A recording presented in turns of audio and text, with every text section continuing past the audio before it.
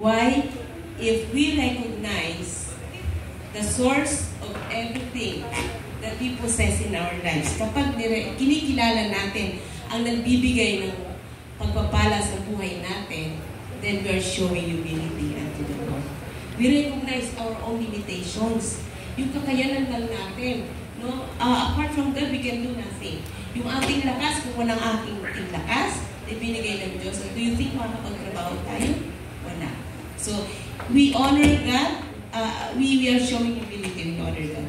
Then He will fill your barns. Yung barns kasi, it is symbolic no, sa Bible. Yung barn, ito yung storehouse na binabanggit sa Malakay 3:10.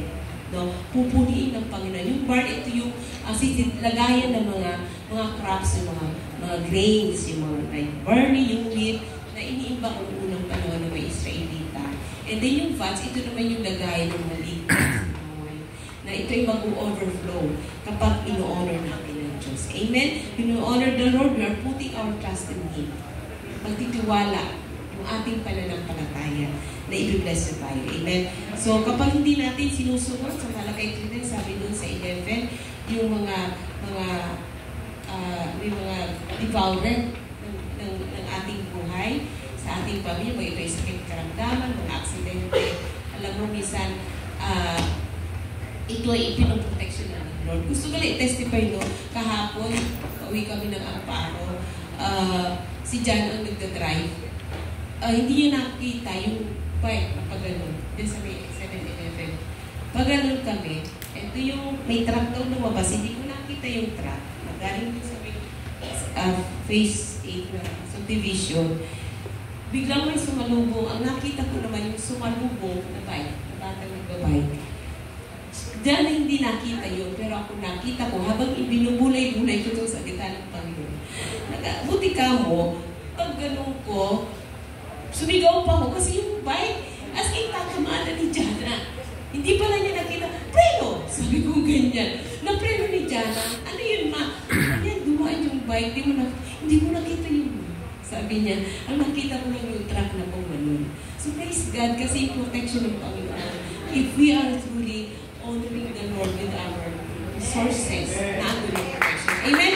So, sa umaga nito, tayo po ay ihanda na po natin ang ating ito po yung ating white envelope.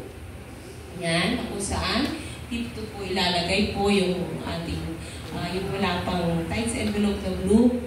Dito po natin pwedeng ilagay. I-check po natin kung para ito sa tithes, then cornerstone, kung ito po ay sa iba, church maintenance, no? So, dito po ilalagay sa white envelope. And then, kung offering, pwede naman na direkta na po natin sa bag, no? Kung tayo po ay tunay ng tagasunod ng ating Panginoon at nananampalataya tayo that God can bless us. No? Meron tayong covenant sa Lord. Ito na po, pwede na po tayong humingi kay CNT Raquel, no?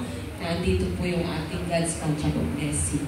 Amen? So, tayo po ay manalangin. Hallelujah. Father God, we thank you so much, Lord, sa umagang ito, sa pagkakataon na kami po ay muling magbabalik ng mga kaloob, ng aming ay ka po, Panginoon, sa iyong mga kaya po, O Diyos, na patuloy na madilag ka, Panginoon, sa mga kaloob na aming ibabalik sa mga God. At hayaan mo rin, Panginoon, na maranasan namin, O God, ang binabanggit mo kanina sa Proverbs chapter 3, verse 9 to 10, na pupunuin mo ang aming mga sisiglan.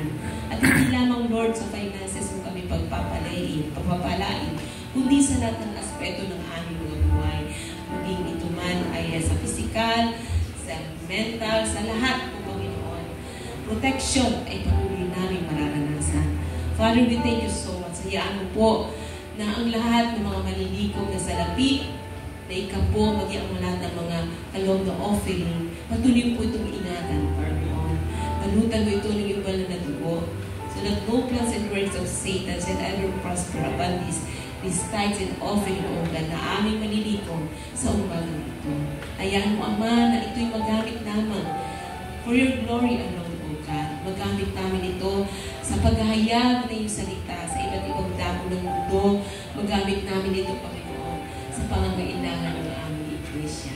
Father, we thank you so much and we give you, God, the glory, honor, and praise that you deserve. In Jesus' name, amen. Amen.